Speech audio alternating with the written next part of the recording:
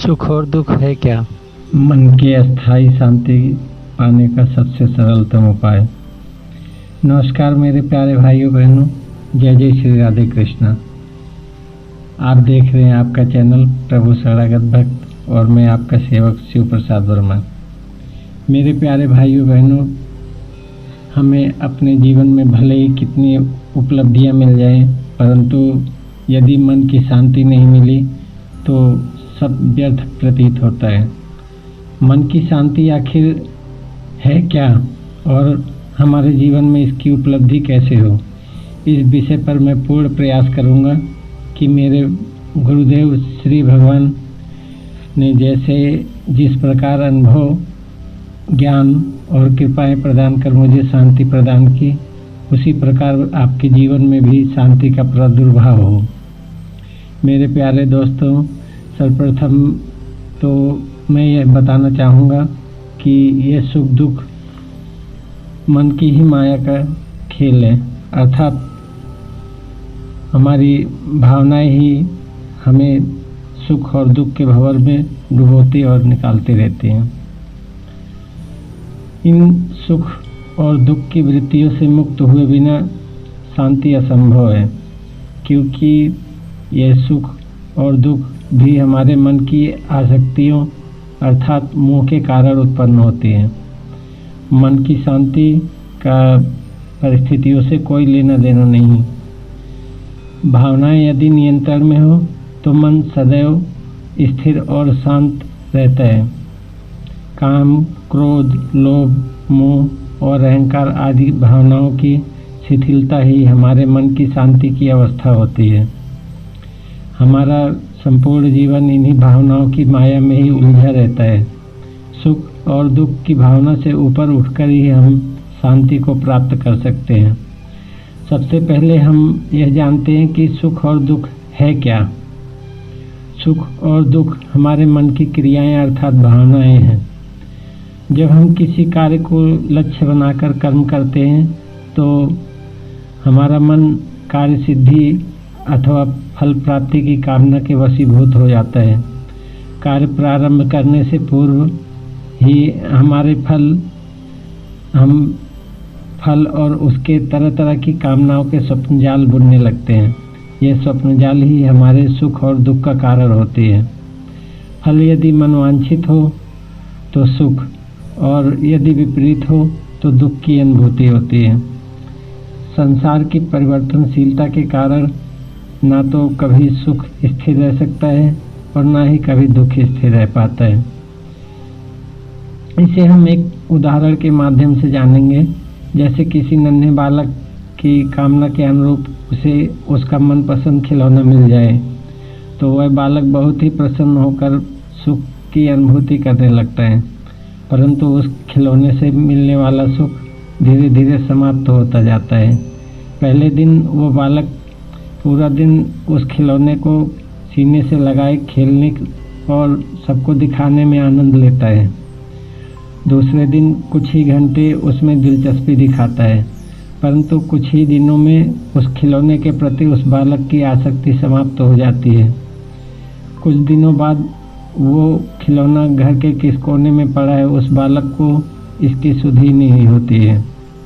मेरे प्यारे दोस्तों, यही अवस्था हमारे मन की होती है कि हम कोई भी सुख साधन अवस्था व्यवस्था भले ही प्राप्त कर लें, परंतु उससे मिलने वाला सुख हमेशा स्थिर नहीं रह पाता है। हमारे मन को उस सुख सुविधा की आदत हो जाती है, जिसके कारण हमारे मन में सुख की वो अनुभूतियाँ धीरे धीरे लुप्त हो जाती हैं। परिवर्तन ही प्रकृति का नियम है जो संसार को चलायमान रखे हुए है। यदि हमें जीवन में शांति प्राप्त करनी है तो हमें अपने मन की भावनाओं को सूक्ष्मता से समझना और नियंत्रण पाना होगा। जैसे कि हमारा मन किन परिस्थितियों में कैसी और किस भावना में डूब जाता है और क्यों डूब जाता है, उन भावनाओं और उन कारणों का पता लगाना होगा। उन भावनाओं के कारण हमारी कैसी मनोदशा हो जाती है, इस पर भी हमें ध्यान देना होगा और हमें अपने मन की प्रत्येक क्रियाओं का साक्षी बनना होगा। वैसे तो हमें सत्संग और भागवत कथाओं के माध्यम से बहुत सारे ज्ञान और प्रेरणाएं मिलती हैं, जो हमारे मन की शांति के लिए मील का पत्थर होती हैं, परंतु वह ज्ञान भी आवश्यकता पड़ने पर वैसे ही लुप्त हो जाता है, जैसे शमशान भूमि से निकलने के बाद हमारा वैराग्य लुप्त हो जाता है। शांति के मार्ग में सबसे बड़ी बाधा हमारे मन के भीतर निवास करने वाली असंख्य भावनाएं हैं।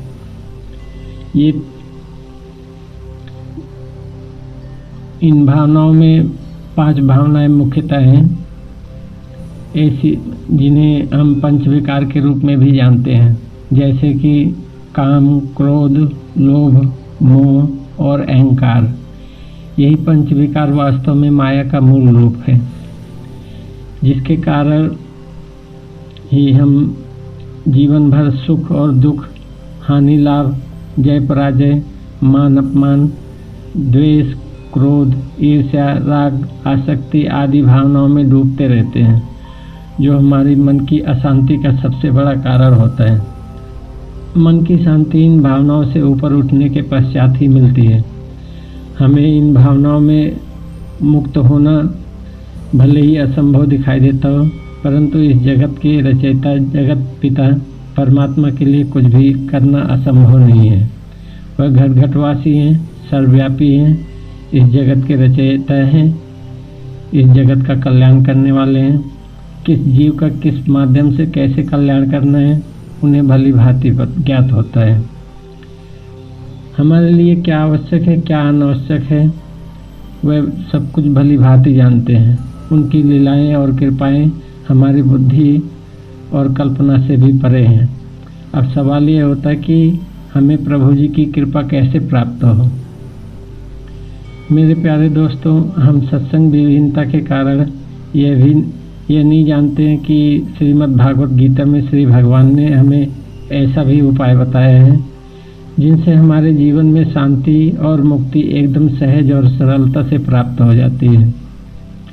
वह है भगवद आश्रय, अर्थात परमात्मा की शरणागति।